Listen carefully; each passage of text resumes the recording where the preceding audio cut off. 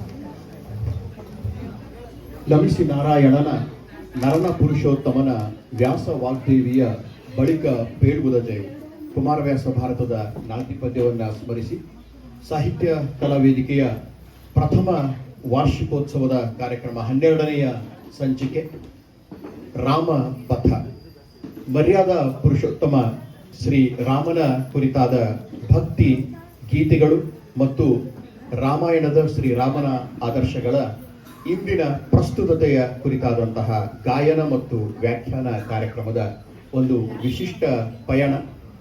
ತಮ್ಮೆಲ್ಲರಿಗೂ ತುಂಬ ಹೃದಯದ ಸ್ವಾಗತವನ್ನು ಕೋರ್ತಾ, ಕಳೆದ 11 ತಿಂಗಳಿಂದ ಒಂದು ವರ್ಷದವರೆಗೆ ಸಾಹಿತ್ಯ ಕಲಾವೇದಿಕೆ ಬೆಟಗೇರಿ ಒಂದು ವಿಶಿಷ್ಟ ರೀತಿಯಲ್ಲಿ ಭಾರತೀಯ ತತ್ವ, ಆದರ್ಶ, ರಾಷ್ಟ್ರೀಯ ಚಿಂತನೆಗಳ ಆಧಾರದ ಮೇಲೆ ಕಾರ್ಯಕ್ರಮಗಳನ್ನು ಪ್ರಸ್ತುತಪಡಿಸ್ತಾ ಬಂದಿದೆ.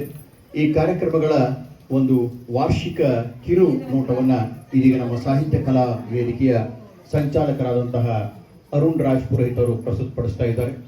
ಕಳೆದ ಒಂದು ವರ್ಷದಿಂದ ಅರುಣ್ ರಾಜ್ ಪುರೋಹಿತ್, ರವಿ ರಾಜ್ ಪುರೋಹಿತ್ ಸಂಚಾಲಕರು, ಶ್ರೀ ರವೀಂದ್ರ ಜ್ಯೋತಿ ಜೋಶಿ ಸಂಯೋಜಕರು, ಇವರ ಸಾರಥ್ಯದಲ್ಲಿ ಬಹಳ ವಿಭಿನ್ನವಾದ ವಿಶಿಷ್ಟವಾದ ಕಾರ್ಯಕ್ರಮಗಳು ಮೂಡಿ ಬರ್ತಾ ಇವೆ. ಅದರ ಒಂದು ಕಿರು ಅವಲೋಕನವನ್ನ ತಾವು ವೀಕ್ಷಿಸಬೇಕು ಅಂತ ಕೇಳ್ಕೊತಾ ಇದ್ದೀವಿ. ನಂತರ ನಮ್ಮ ರಾಮಪಥ ಕಾರ್ಯಕ್ರಮ ಆರಂಭ ಆಗುತ್ತೆ. ಎಲ್ಲರಿಗೂ ಮತ್ತೊಮ್ಮೆ ತುಂಬ ಹೃದಯದ ಸ್ವಾಗತ. ಶಿವಂ ಸುಂದರ ಭಾರತ ವರ್ಷದ ಈ ಪುಣ್ಯ ಭೂಮಿಯಲ್ಲಿ, ಅದರಲ್ಲೂ ವಿಶೇಷವಾಗಿ ಸಾಂಸ್ಕೃತಿಕ ಪರಂಪರೆಯ ನಾಡಾದ ಕರುನಾಡಿನಲ್ಲಿ ಅಷ್ಟೇ ಅಲ್ಲದೆ ಪಂಡಿತ ಪುಟ್ಟರಾಜ ಗವಾಯಿಗಳು, ಪಂಡಿತ ಭೀಮಸೇನ ಜೋಶಿಯವರಂತಹ ಮಹಾನ್ ಚೇತನಗಳ ಕರ್ಮಭೂಮಿಯಾದ ಗದಗದಲ್ಲಿ ನಾವೆಲ್ಲರೂ ನೆಲೆಸಿದ್ದು ನಮ್ಮ ಭಾಗ್ಯವೇ ಸರಿ.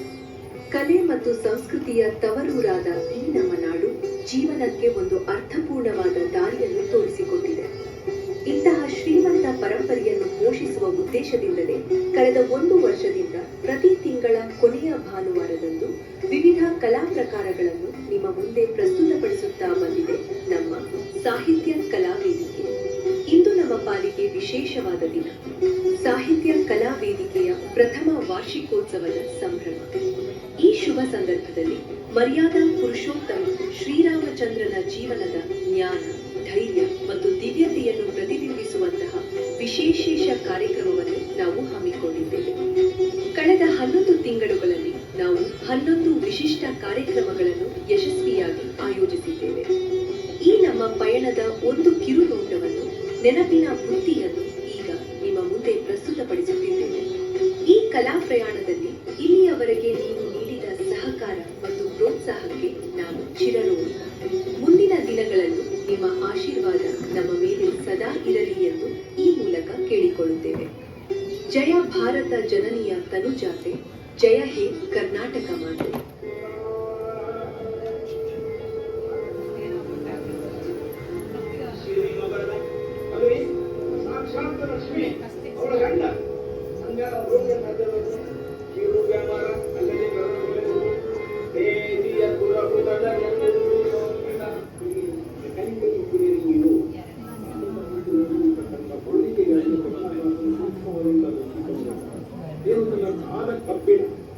ಕಬ್ಬಿಣವನ್ನ ಅವರು ಏನಿದೆ, ನಾನು ಈ ಮಾನಸಕ್ಕೆ ಭಿನ್ನದ ಈ ಭಿನ್ನವನ್ನ ಸೇರಿಕೊಂಡು ಅಲ್ಲಿಗೆ ಈಗ ನಾವು ಕಲಿತ ಒಂದು ಉದ್ದೇಶದ ಅವನಿಗೆ ನಮ್ಮನ್ನು ಮುಚ್ಚಿದ್ದು ಸುಮ್ಮನೆ ಅದು ದೇವರು ಮುಚ್ಚಿದ್ದು ಸುಮ್ಮನೆ ಸಿಕ್ಕಿಲ್ಲ.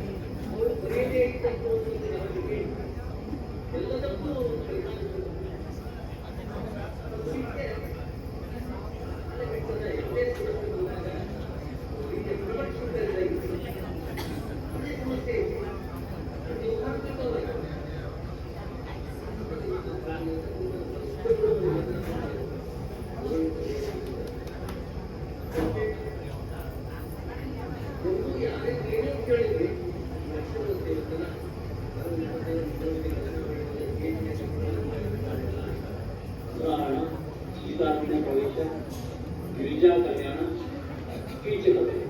ಗಿರಿಜಾ ಕಲ್ಯಾಣ ಇದು ಬಹಳ ಒಂದು ನಾಟಕ. ಗಿರಿಜಾ ಕಲ್ಯಾಣ ಈ ನಾಟಕ ಸಂಸ್ಕೃತ ನಾಟಕವನ್ನು ಈ ಗಿರಿಜಾ ಕಲ್ಯಾಣ ನಾವು ಇತ್ತೀಚೆಗೆ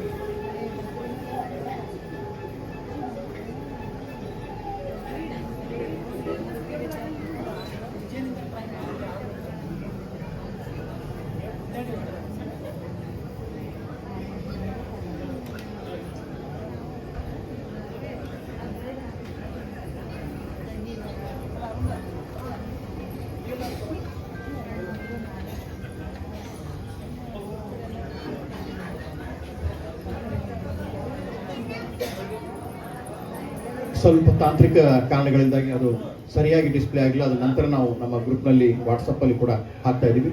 ಇವತ್ತಿನ ಕಾರ್ಯಕ್ರಮದ ಅತಿಥಿಗಳು ವೇದಿಕೆ ಮೇಲೆ ಆಗಮಿಸಬೇಕು ಅಂತ ವಿನಂತಿ ಮಾಡ್ಕೋತೇನೆ. ಕಾರ್ಯಕ್ರಮದ ಮುಖ್ಯ ಅತಿಥಿಗಳಾದ ಶ್ರೀ ವೆಂಕಟೇಶ್ ಕುಲಕರ್ಣಿ ಮಾನ್ಯ ಅಧ್ಯಕ್ಷರು ಗದಗ ಜಿಲ್ಲಾ ಬ್ರಾಹ್ಮಣ ಸಂಘ ಅವರು ದಯವಿಟ್ಟು ವೇದಿಕೆಗೆ ಬರಬೇಕು ಅಂತ ಕೇಳ್ಕೊತಾ ಇದ್ದೀವಿ. ಹಾಗೆಯೇ ಇವತ್ತಿನ ಕಾರ್ಯಕ್ರಮದಲ್ಲಿ ವಿಶೇಷ ಆಹ್ವಾನಿತರಾಗಿ ನಮ್ಮ 9ನೇ ವಾರ್ಡಿನ ಮಾನ್ಯ ಸದಸ್ಯರಾದ ಶ್ರೀ ಚಂದ್ರು ಕರಿಸೋಮನ್ ಗೌಡರವರು ಬಂದಿದ್ದಾರೆ. ಅವರು ದಯವಿಟ್ಟು ವೇದಿಕೆಗೆ ಬರಬೇಕು ಅಂತ ವಿನಂತಿ ಮಾಡ್ಕೊತಾ ಇದ್ದೀವಿ. ಮಾನ್ಯ ನಗರಸಭಾ ಸದಸ್ಯರಾದ ಚಂದ್ರು ಕರಿಸೋಮನ್ ಗೌಡರು ಇನ್ನು ಕೆಲವೇ ನಿಮಿಷಗಳಲ್ಲಿ ಈ ಕಾರ್ಯಕ್ರಮಕ್ಕೆ ಜಾಯಿನ್ ಆಗ್ತಾರೆ. ಹಾಗೆಯೇ ಇವತ್ತಿನ ಕಾರ್ಯಕ್ರಮದಲ್ಲಿ ಶ್ರೀ ರಾಮಪಥ ವ್ಯಾಖ್ಯಾನವನ್ನ ಮಾಡಲಿಕ್ಕೆ ಆಗಮಿಸಿರುವಂತಹ ಡಾಕ್ಟರ್ ಗುರುರಾಜ್ ಪಾಟೀಲ್ ಅವರು ವೇದಿಕೆಗೆ ಬರಬೇಕು ಅಂತ ವಿನಂತಿ ಮಾಡ್ಕೊತಾ ಇದ್ದೀವಿ. ಹಾಗೆಯೇ ರಾಮಪಥ ಕಲ್ಪನೆಯನ್ನು ನೀಡಿದಂತಹ ಶ್ರೀ ವಿನಾಯಕ್ ಇನಾಮದಾರ್ ಅವರು ವೇದಿಕೆಗೆ ಬರಬೇಕು ಅಂತ ವಿನಂತಿ ಮಾಡ್ಕೊತಾ ಇದ್ದೀವಿ. ಶ್ರೀ ವಿನಾಯಕ್ ಇನಾಮದಾರ್ ಅವರು ವೇದಿಕೆಗೆ ಬರಬೇಕು ಅಂತ ಕೇಳ್ಕೊತಾ ಇದ್ದೀವಿ.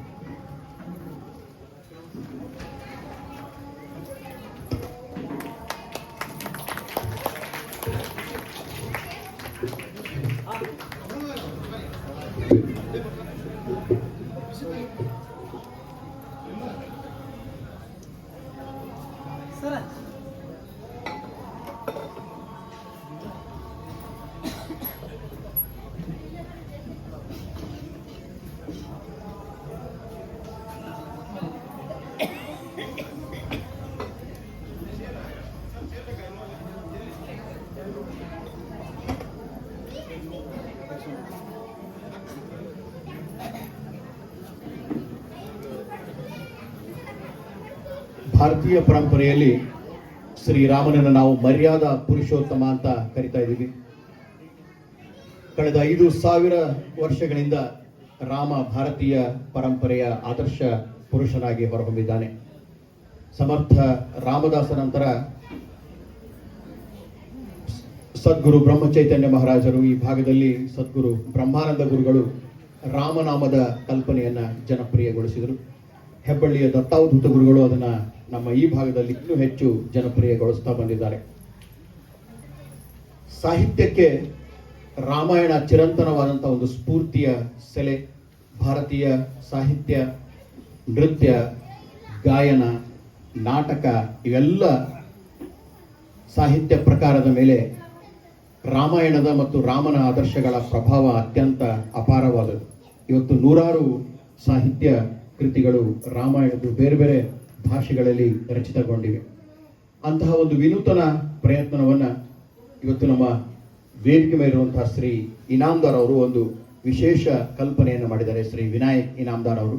ಅದು ರಾಮ ಪಥ ಎಂಬ ಪರಿಕಲ್ಪನೆ.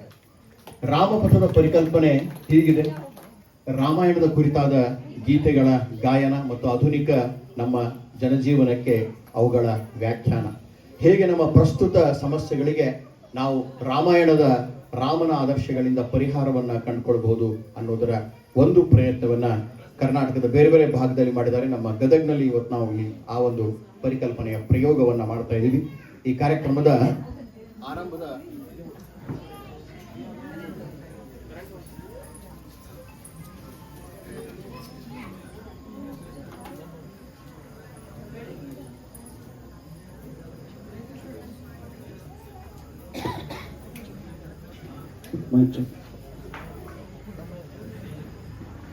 ಈ ಒಂದು ಪರಿಕಲ್ಪನೆಯ ಆರಂಭದ ಒಂದು ಕಿರು ಉದ್ಘಾಟನಾ ಸಮಾರಂಭ, ನಂತರ ಮುಖ್ಯ ಕಾರ್ಯಕ್ರಮ ಆರಂಭ ಆಗ್ತಾ ಇದೆ. ಆರಂಭದಲ್ಲಿ ಆಗಮಿಸುವಂತಹ ಎಲ್ಲ ಗಣ್ಯಮಾನ್ಯ ಅತಿಥಿಗಳಿಗೆ ಹಾಗೂ ತಮ್ಮೆಲ್ಲರಿಗೆ ಬಹಳ ಒಂದು ತುಂಬ ಹೃದಯದ ಮತ್ತು ಬಹಳ ವಿಶಿಷ್ಟವಾದಂತಹ ಸ್ವಾಗತವನ್ನು ಕೋರಲಿಕ್ಕೆ ನಮ್ಮ ಸಾಹಿತ್ಯ ಕಲಾವೇದಿಕೆಯ ಮಾರ್ಗದರ್ಶಕರು ಹಾಗೂ ಹಿರಿಯ ಸದಸ್ಯರಾದ ಪ್ರೊಫೆಸರ್ ಅನಿಲ್ ವೈದ್ಯ ಅವರನ್ನ ವೇದಿಕೆಗೆ ಆಹ್ವಾನಿಸಲಿಕ್ಕೆ ಬಯಸ್ತಾ ಇದ್ದೀನಿ. ಪ್ರೊಫೆಸರ್ ಅನಿಲ್ ವೈದ್ಯ ಅವರಿಂದ ಇದೀಗ ಸ್ವಾಗತ.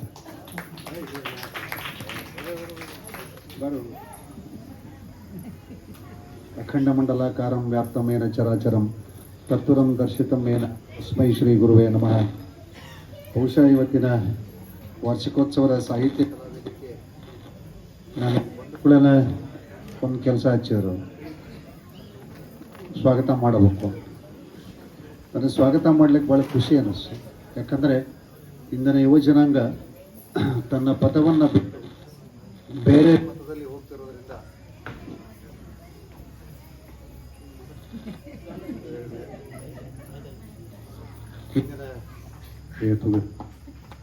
ಹಂಗಾಯ್ತಂತ ಮಾಸ್ತರ್ ರೂಢ. ಇಂದಿನ ಯುವ ಜನಾಂಗ ಒಂದು ಪಥದಲ್ಲಿ ಹೋಗಬೇಕು. ಅದು ಯಾವ ಪಥ ಅಂದರೆ ಅದು ರಾಮಪಥನೇ ಆಗಬೇಕು ಅನ್ನುವಂತಹ ಒಂದು ವಿಶೇಷವಾದಂತಹ ಕಾರ್ಯಕ್ರಮ ಇದು. ವಾರ್ಷಿಕೋತ್ಸವ ಬಹುಶಃ ಈ ಸಾಹಿತ್ಯ ಕಲಾವೇದಿಕೆಯನ್ನು ನಾನು ನೋಡಿದಂತೆ ಅದು ದಿನಾಲೂ ಒಂದು ಉತ್ಸವ ಆಗ್ತದೆ, ತಿಂಗಳಿಗೊಮ್ಮೆ ಒಂದು ಮಹೋತ್ಸವ ಆಗ್ತದೆ ಅನ್ನುವಂಥದ್ದನ್ನು ನಾನು ಮನಗಂಡಿದ್ದೇನೆ. ನಿಜವಾಗಲೂ ಚಿದಂಬರ ಆಶ್ರಮದಲ್ಲಿ ಈ ಕಾರ್ಯಕ್ರಮ ನಡೀತಾ ಇರೋದು ಬಹಳಷ್ಟು ವಿಶೇಷವಾದಂಥದ್ದು. ಅದಕ್ಕೆ ಚಿದಂಬರರಿಗೆ ನಮಸ್ಕರಿಸಿ ಇಂದಿನ ಸಮಾರಂಭದ ಮುಖ್ಯ ಅತಿಥಿಗಳು ಆತ್ಮೀಯರು, ಬಹುಶಃ ಒಬ್ಬ ಕ್ರಿಯಾಧ್ಯಕ್ಷರು ನಮ್ಮ ಬ್ರಾಹ್ಮಣ ಸಮಾಜಕ್ಕೆ ದೊರಕಿದ್ದಾರೆ ಅಂದರೆ ತಪ್ಪಾಗಲಿಕ್ಕಿಲ್ಲ. ಸಾಕ್ಷಾತ್ ವೆಂಕಟೇಶನೇ ಹೌದಾ, ಆದರೂ ತಿರುಪತಿ ಒಳಗೆ ಸಾಲ ಹೆಚ್ಚಾದರೂ ಸಹಿತ ಆ ಸಾಲಕ್ಕೂ ಮತ್ತೊಂದು ನಿರ್ನಾಮವನ್ನು ಜೋಡಿಸಿ ಅದಕ್ಕೆ ಒಂದು ವಿರಾಮವನ್ನು ಹಾಕುವಂತಹ ವೆಂಕಟೇಶ್ ಕುಲಕರ್ಣಿ ಅವರನ್ನು ಭಾಳ ತುಂಬ ಹೃದಯದಿಂದ ಸ್ವಾಗತ ಮಾಡಿಕೊಳ್ತಾ ಇದ್ದೇನೆ. ಏನೇ ಇದ್ರೂ ಸಹಿತ ನಾನೊಬ್ಬ ಕೌನ್ಸಿಲರ್ ಹೌದು, ನಾನು ಮನೋವೈದ್ಯ ಹೌದು. ಇವತ್ತು ಮನಸ್ಸು ಹೇಗಿರ್ತದೆ ಅನ್ನುವಂಥದ್ದನ್ನು ಸ್ವಲ್ಪ ವಿಚಾರ ಮಾಡಿದರೆ, ಯಾವಾಗ ರಾಮನಿಗೆ ಕೈ ಅರಣ್ಯಕ್ಕೆ ಹೋಗಬೇಕು ಅಂತ ಹೇಳಿದಾಗ ದಶರಥ ಮಾತು ಹೇಳ್ತಾನೆ, ಇವತ್ತು ಒಂದು ದಿವಸ ಇದ್ದೀನಿ ನಾಳೆ ಹೋಗು ಅಂತ. ಅದಕ್ಕೆ ರಾಮನ ಉತ್ತರ ಭಾಳ ಚಂದ. ಏನಂದ್ರೆ ನಾಳೆ ಹೋಗ್ಬೋದು, ಆದರೆ ಮನಸ್ಸು ಭಾಳ ಚಂಚಲ ಇರ್ತದೆ. ಅದಕ್ಕೆ ಆ ಮನಸ್ಸು ಚಂಚಲಗೊಂಡು ನಾಳೆ ನಾವು ಒಲ್ಲೆ ಅಂತ ಹೇಳಿದ್ರೆ ಹಂಗೆ, ಅದಕ್ಕೆ ನಾನು ಇವತ್ತು ಹೋಗ್ತೀನಿ ಅನ್ನುವಂಥದ್ದು ಮರ್ಯಾದಾ ಪುರುಷೋತ್ತಮ ರಾಮನ ಲಕ್ಷಣ ಆದಂಥದ್ದು. ಹಾಗೆ ಕೌನ್ಸಿಲರ್ ಮಾಡುವಂತಹ ಡಾಕ್ಟರ್ ಗುರುರಾಜ್ ಬಹುಶಃ ಯುವಜನರಿಗೆ ಒಂದು ಮಾರ್ಗದರ್ಶನ ಮಾಡಿ, ನಾನು ರಾಜ, ಆ ರಾಜರ ಗುರುನೇ ನಾನು ಡಾಕ್ಟರ್ ಗುರುರಾಜ್ ಪಾಟೀಲ್ ಅವರನ್ನ ತುಂಬ ಹೃದಯದಿಂದ ಈ ಕಾರ್ಯಕ್ರಮ. ಹಾಗೆ ನಾನೇನಿದ್ದರೂ ಸಹಿತ ಒಬ್ಬ ಉತ್ತಮ ಕುಮಾರ. ನನ್ನ ಹೆಸರು ವಿನಾಯಕ್ ಇನಾಮದಾರ. ನಾನು ನಾಯಕ. ಯಾಕಂದ್ರೆ ನಾ ಯಾಕೆ ಅನ್ನೋದಿಲ್ಲ, ಅದಕ್ಕೆ ನಾನು ನಾಯಕ, ಹಾಗೆ ನಾನು ವಿನಾಯಕ, ಭಾಳ ಶ್ರೇಷ್ಠವಾದಂಥ ಮನುಷ್ಯ ಹೌದು. ಯಾಕಂದರೆ ನಾನು ರಾಮಪಥದ ಕಲ್ಪನೆಯನ್ನು ನಿಮಗೆ ಕೊಡ್ತಾ ಇದ್ದೇನೆ. ಅದಕ್ಕೆ ಆ ರಾಮಪಥವನ್ನು ನಾವು ನೀವು ಅರ್ಥ ಮಾಡಿಕೊಳ್ಳಬೇಕು ಅನ್ನುವಂಥ ನಾಯಕರೇ ನಮ್ಮ ಜೊತೆ ಇದ್ದಾರೆ. ಅದಕ್ಕೆ ವಿನಾಯಕ್ ಇನಾಮದಾರ್ ಅವರನ್ನು ತುಂಬ ಹೃದಯದಿಂದ ಕೊಡ್ತಾ ಇದ್ದೇನೆ. ಹಾಗೆಯೇ ಈ ಸಾಹಿತ್ಯ ಕಲಾ ವೇದಿಕೆಯ ಎಲ್ಲ ಪದಾಧಿಕಾರಿಗಳನ್ನು ತುಂಬ ಹೃದಯದಿಂದ ಸ್ವಾಗತಿಸ್ಕೊಳ್ತಾ ಇದ್ದೇನೆ. ಬಹಳ ವಿಶೇಷವಾಗಿ ನಾನು ಅನ್ಕೊಂಡಂಗೆ ರಾಮ ರಮಣೀಯ, ಕೃಷ್ಣ ಸ್ಮರಣೀಯ, ಈ ಕಾರ್ಯಕ್ರಮ ಅವಿಸ್ಮರಣೀಯ ಅನ್ನುವಂಥದ್ದು ಭಾಳ ವಿಶೇಷ. ಹಾಗೆಯೇ ಈ ಕಾರ್ಯಕ್ರಮ ಅವಿಸ್ಮರಣೀಯವಾಗಿ ಈ ಕಾರ್ಯಕ್ರಮ ನಡೀಲಿ ಅನ್ನುವಂಥದ್ದು. ನಾನು ಎಷ್ಟು ಜನ ಕೊಡ್ತಾರ ಅನ್ನೋದು ನನಗೆ ಐಡಿಯಾ ಇದ್ದಿದ್ದಿಲ್ಲ. ನಾನು ಭಾಳಷ್ಟು ವಿಚಾರ ಮಾಡಿ ಬಂದೆ, ಯಾರು ಇರೋಂಗಿಲ್ಲ ಅನ್ಕೋತಾನೆ, ಇನ್ನೂ 5 ನಿಮಿಷ ಬಿಟ್ಟು ಹೋಗೋಣ, ಇನ್ನೂ 5 ನಿಮಿಷ ಬಿಟ್ಟು ಹೋಗೋಣ ಅನ್ಕೋತ ಬಂದೆ. ಬಹುಶಃ ನಾನು ಲೆಕ್ಕ ತಪ್ಪಾತೇನೋ ಅಂತ ಅನ್ಕೊಳ್ತೀನಿ. ಅದು ಇಷ್ಟು ಜನ ನೀವು ಸೇರಿರಿ ಅಂದ ಮೇಲೆ ಇಷ್ಟು ಮಂದಿಲಿ ಇದ್ದೀವಿ ಅನ್ನೋದು ನನಗೊಂದು ಕಲ್ಪನಾ ಬಂತು. ಭಾಳ ಖುಷಿ ಅನ್ನಿಸ್ತು. ಅದಕ್ಕೆ ನಿಮ್ಮೆಲ್ಲರಿಗೂ ಹೃತ್ಪೂರ್ವಕವಾದಂಥ ಸ್ವಾಗತವನ್ನು ಕೊಡ್ತಾ ಇದ್ದೇನೆ. ಮುಂದಿನ ಕಾರ್ಯಕ್ರಮಕ್ಕೆ ಅನುವು ಮಾಡಿಕೊಡ್ತಾರೆ.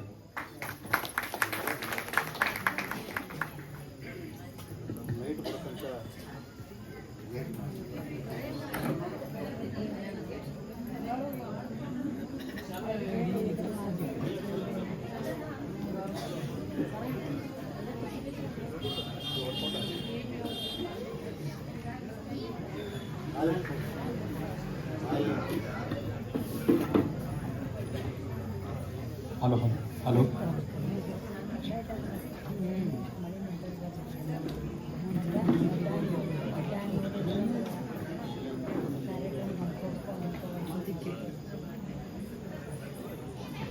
ಸ್ವಾಗತವನ್ನು ಕೋರಿದಂತಹ ಪ್ರೊಫೆಸರ್ ಅನಿಲ್ ವೈದ್ ಸರ್ ಅವರಿಗೆ ತುಂಬ ಹೃದಯದ ಧನ್ಯವಾದಗಳು. ಇದೀಗ ನಮ್ಮ ಪ್ರೀತಿ ಹಾಗೂ ಗೌರವದ ದ್ಯೋತಕವಾಗಿ ಪುಷ್ಪಾರ್ಪಣೆ ಕಾರ್ಯಕ್ರಮದ ಮುಖ್ಯ ಅತಿಥಿಗಳಾಗಿ ಆಗಮಿಸಿರುವಂತಹ ಗದಗ ಜಿಲ್ಲಾ ಬ್ರಾಹ್ಮಣ ಸಂಘದ ಅಧ್ಯಕ್ಷರು, ನಮ್ಮ ಸಾಹಿತ್ಯ ಕಲಾ ವೇದಿಕೆಯ ಮಾರ್ಗದರ್ಶಕರಾದಂಥ ಶ್ರೀ ವೆಂಕಟೇಶ್ ಕುಲಕರ್ಣಿ ಅವರಿಗೆ ನಮ್ಮ ಸಾಹಿತ್ಯ ಕಲಾ ವೇದಿಕೆಯ ಸಂಯೋಜಕರಾದ ಶ್ರೀ ರವೀಂದ್ರ ಜೋಶಿ ಅವರು ಪುಷ್ಪಾರ್ಪಣೆ ಮಾಡೋದ್ರ ಮೂಲಕ ಸ್ವಾಗತ ಕೋರಬೇಕು ಅಂತ ವಿನಂತಿ ಮಾಡ್ಕೊತಾ ಇದ್ವಿ. ನಮ್ಮ ವೆಂಕಟೇಶ್ ಕುಲಕರ್ಣಿಯವರು ಕಳೆದ ಹಲವಾರು ವರ್ಷಗಳಿಂದ ಈ ಭಾಗದಲ್ಲಿ ಧಾರ್ಮಿಕ ಮತ್ತು ಸಾಮಾಜಿಕ ಕಾರ್ಯಕ್ರಮಗಳನ್ನು ಬಹಳ ಯಶಸ್ವಿಯಾಗಿ ಸಂಘಟನೆ ಮಾಡ್ತಾ ಬಂದಿದ್ದಾರೆ. ಅವರಿಗೆ ಹಾರ್ದಿಕ ಸ್ವಾಗತವನ್ನು ಕೋರ್ತಾ ಇದ್ದೀವಿ ಮತ್ತೊಮ್ಮೆ.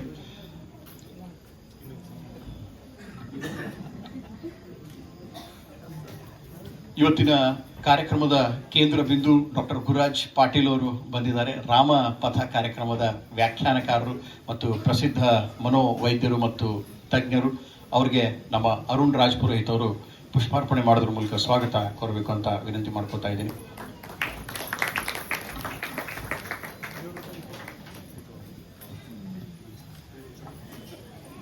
ಪ್ರತಿಯೊಂದು ಕಾರ್ಯಕ್ರಮದ ಹಿಂದೆ ಬಹಳ ವಿಶಿಷ್ಟವಾದಂತಹ ಒಂದು ಸ್ಕ್ರಿಪ್ಟ್ ರೈಟಿಂಗ್ ಅಂತೀವಿ ನಾವು ಆಡುಭಾಷೆಯಲ್ಲಿ. ಈ ಒಂದು ರಾಮ ಪಥದ ಪರಿಕಲ್ಪನೆ ಮೂಡಿ ಬಂದಿದ್ದು ನಮ್ಮ ವಿನಾಯಕ್ ಇನಾಮದಾರ್ ಅವರ ಬರವಣಿಗೆಯಲ್ಲಿ. ಶ್ರೀ ವಿನಾಯಕ್ ಇನಾಮದಾರ್ ಅವರು ಧಾರವಾಡದಿಂದ ಬಂದಿದ್ದಾರೆ, ರಾಮಪಥದ ರೂವಾರಿಗಳು. ಅವರಿಗೆ ನಮ್ಮ ರವಿ ರಾಜ್ ಪುರೋಹಿತ್ ಅವರು ಪುಷ್ಪಾರ್ಪಣೆ ಮಾಡೋದ್ರ ಮೂಲಕ ಸ್ವಾಗತ ಕೋರಬೇಕು ಅಂತ ವಿನಂತಿ ಮಾಡ್ಕೊತಾ ಇದ್ದೀವಿ. ಬಹಳ ಅತ್ಯದ್ಭುತವಾದ ಒಂದು ಕಲ್ಪನೆಯನ್ನು, ರಾಮಪಥದ ಕಲ್ಪನೆಯನ್ನು ನೀಡಿದ್ದಾರೆ. ಅವರಿಗೆ ಹಾರ್ದಿಕ ಅಭಿನಂದನೆಯೊಂದಿಗೆ ತುಂಬ ಹೃದಯದ ಸ್ವಾಗತವನ್ನು ಕೋರ್ತಾ ಇದ್ದೀವಿ. ಆಗಮಿಸಿದಂತಹ ಎಲ್ಲ ಕಲಾವಿದರಿಗೂ ಕೂಡ ಮತ್ತೊಮ್ಮೆ ಮತ್ತು ತಮ್ಮೆಲ್ಲರಿಗೂ ಸ್ವಾಗತವನ್ನು ಕೋರ್ತಾ ಇದೀಗ ದೀಪ ಪ್ರಜ್ವಲನೆಯೊಂದಿಗೆ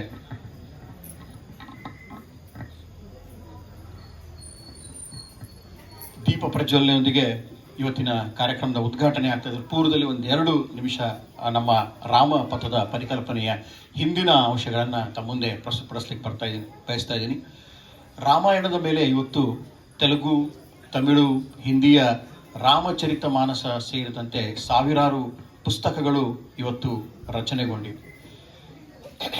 ಬಹುಶಃ ನಮ್ಮ ನಾಡಿನಲ್ಲಿ ರಾಮಾಯಣ ಬೀರಿದಷ್ಟು ಪ್ರಭಾವವನ್ನು ಮತ್ಯಾವ ಸಾಹಿತ್ಯ ಕೃತಿ ಕೂಡ ಬೀರಿಲ್ಲ ಅನ್ನೋದು ತಮಗೆಲ್ಲ ಜನಜನಿತವಾದಂತಹ ಒಂದು ವಿಚಾರ.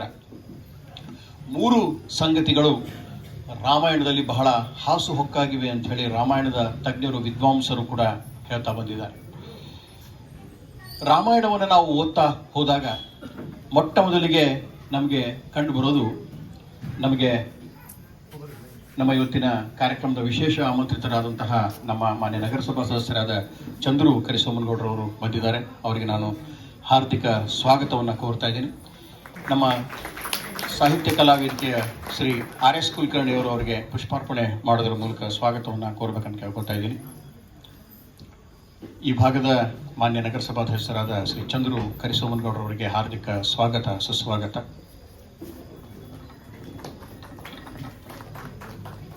ರಾಮಾಯಣದಲ್ಲಿ ಇರುವವರು ಅಯೋಧ್ಯೆಯಲ್ಲಿ ಇರುವಂತಹ ಮಾನವರು. ಆ ಅಯೋಧ್ಯೆಯಲ್ಲಿರುವಂತಹ ಮಾನವರ ಪ್ರತೀಕ ಯಾರು ಅಂದರೆ ಶ್ರೀರಾಮ. ಶ್ರೀರಾಮ ಒಬ್ಬ ಪುರುಷನಲ್ಲಿ ಇರಬೇಕಾದಂತಹ ಎಲ್ಲ ಸದ್ಗುಣಗಳ ಒಬ್ಬ ಪ್ರತೀಕ. ತ್ಯಾಗಕ್ಕೆ ಮತ್ತೊಂದು ಹೆಸರೇ ಶ್ರೀರಾಮ. ಒಬ್ಬ ಉತ್ತಮ ಮಗನಾಗಿ, ಸುಪುತ್ರನಾಗಿ, ಸಹೋದರನಾಗಿ, ಪತಿಯಾಗಿ, ಮಗನಾಗಿ, ಹೀಗೆ ಪ್ರತಿಯೊಂದು ಹಂತದಲ್ಲಿಯೂ ಕೂಡ ಒಬ್ಬ ಮಹಾನ್ ನಾಯಕನಾಗಿ ರಾಮಾಯಣದಲ್ಲಿ ಹೊರಹೊಮ್ಮುತ್ತಾನೆ. ಮುಂದಿನ ರಾಮಾಯಣದ ಬಹಳ ಪ್ರಮುಖವಾದಂತಹ ಸಂಗತಿ ಏನು ಅಂತಂದ್ರೆ ಅದು ನಮ್ಮ ವಾನರರ ಕಿಷ್ಕಿಂದೆ. ಇದಕ್ಕೊಂದೇ ಉತ್ತಮವಾದ ಉದಾಹರಣೆ ಕೊಡಬೇಕಂದ್ರೆ ಪಬ್ಲಿಕ್ ಒಪಿನಿಯನ್ ಅಂತ ನಾವು ಕರಿತೀವಿ. ನಮ್ಮ ಇವತ್ತಿನ ಪ್ರಜಾಪ್ರಭುತ್ವದಲ್ಲಿ ತಮಗೆಲ್ಲ ಗೊತ್ತಿದೆ, ಬಹಳ ವಿಶಿಷ್ಟವಾದಂತಹ ಅಂಶ ಅದು ಪಬ್ಲಿಕ್ ಒಪಿನಿಯನ್. ಪಬ್ಲಿಕ್ ಒಪಿನಿಯನ್ ಅನ್ನ ಕೇಳಿ ರಾಮ ಏನ್ ಮಾಡ್ತಾನೆ ಅಂತಂದ್ರೆ ಮುಂದೆ ತನ್ನ ಹೆಂಡತಿ ಸೀತೆಯನ್ನೇ ತ್ಯಾಗ ಮಾಡ್ತಾನೆ. ಜನರ ಅಭಿಪ್ರಾಯಕ್ಕಾಗಿ ಎಂತಹ ಒಂದು ಕಠಿಣ ತ್ಯಾಗಕ್ಕಾದರೂ ರಾಮ ಸಿದ್ಧ ಆಗ್ತಾನೆ. ಆದ್ರೆ ಮುಂದೆ ರಾಮಾಯಣದ ಒಂದು ಹಂತದಲ್ಲಿ ನಾವು ನೋಡ್ತೀವಿ ವಾನರರ ಲಂಕೆ, ವಾನರರ ಕಿಷ್ಕಿಂದೆ. ವಾನರರ ಕಿಷ್ಕಿಂದೆಯಲ್ಲಿ ಏನಾಗ್ತದೆ ಅಂತಂದ್ರೆ ಸುಗ್ರೀವ ಮತ್ತು ವಾಲಿ ಅಣ್ಣ ತಮ್ಮ. ಸುಗ್ರೀವ ಮತ್ತು ವಾಲಿ ಏನ್ ಮಾಡ್ತಾರೆ ಅಂದ್ರೆ ವಾಲಿ ಸುಗ್ರೀವನನ್ನ ಓಡಿಸಿ ಸುಗ್ರೀವನ ಹೆಂಡತಿಯನ್ನೇ ಆತ ಮದುವೆ ಆಗ್ತಾನೆ. ಇದು ವಾನರ ಒಂದು ಉದಾಹರಣೆ.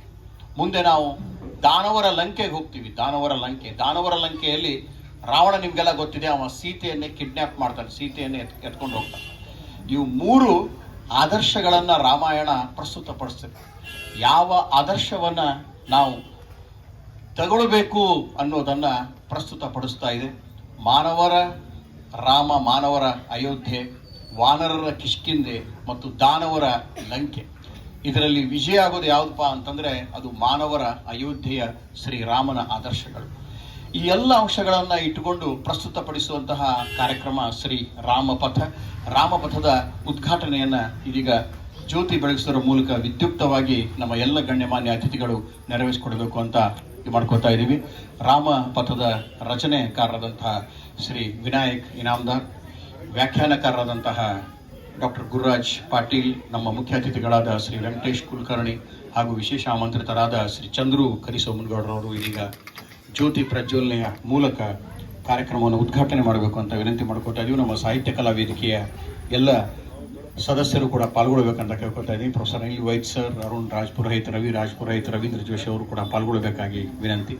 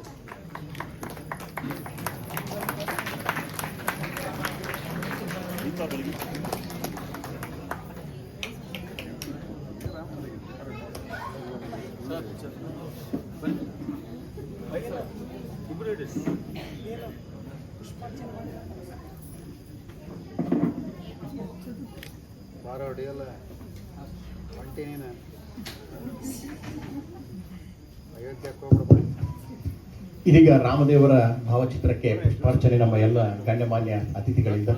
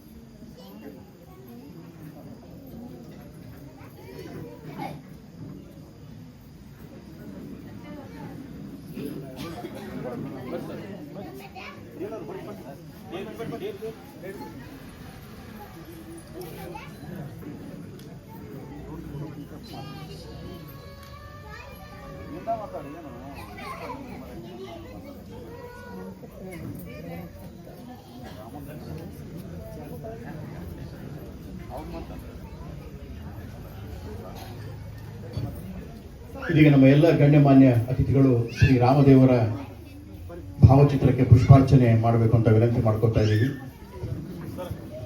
ಸಾಮಾನ್ಯವಾಗಿ ನಮ್ಮ ಭಾರತೀಯ ಪರಿಕಲ್ಪನೆಯಲ್ಲಿ ರಾಮ ಪರಿವಾರ ಅಂತ ನಾವು ಕರಿತಾ ಇದ್ದೀವಿ.